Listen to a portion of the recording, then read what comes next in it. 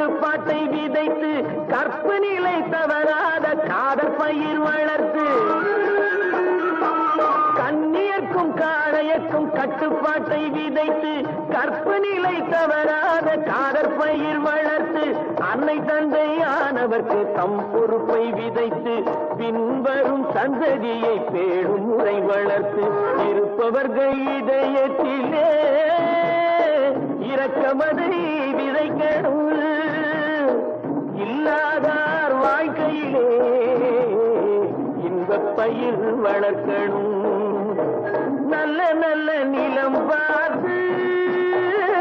நாமும் விதை விதைக்கணும்